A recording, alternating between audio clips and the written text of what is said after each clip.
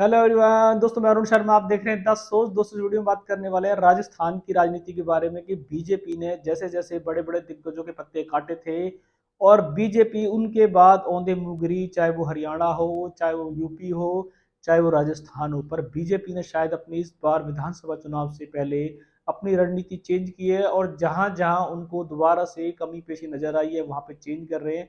बात कर लेते हैं राजस्थान के दंगल के बारे में। अगर आप चैनल पहली बार है जुड़ सकते हैं सारी वीडियो को। दोस्तों मैं अरुण शर्मा बात करते हैं राजस्थान के बारे में कि राजस्थान में वसुंधरा राजे, जिसको बीजेपी ने विधानसभा लोकसभा चुनाव में साइडलाइन कर दिया था और जिनको उन्होंने सूबे की कमान भी नहीं सौंपी थी, और वसुंधरा राजे अब तक शांति का घूट पी के बीजेपी में बैठी रही।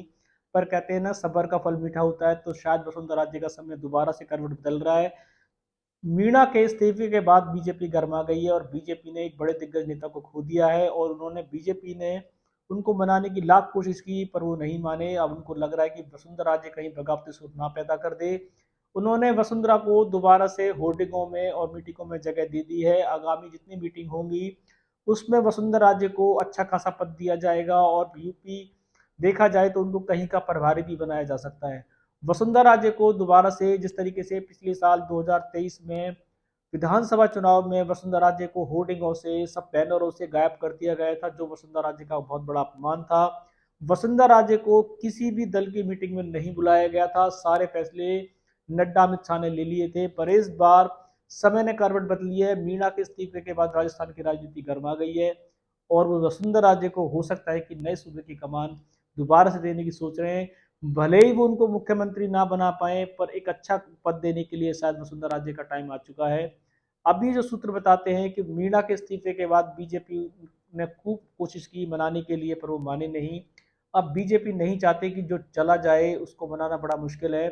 पर वसुंधरा राजे तो शायद अब इनके मैदान में है और वसुंधरा राजे जैसा नेता अगर बीजेपी से रिलेशन खराब करेगा तो शायद उसके रिजल्ट खराब ही होंगे।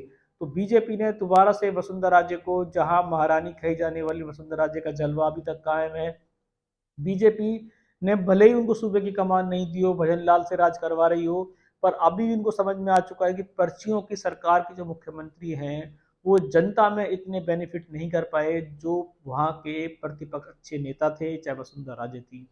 बीजेपी शायद इस बात को दोहराना नहीं चाहती पर बीजेपी चाहती है कि आगामी ऐसी गलतियां ना हो, क्योंकि इंडिया गठबंधन बहुत मजबूत है और राजस्थान में इस बार 9 सीटें वो निकाल के ले गए।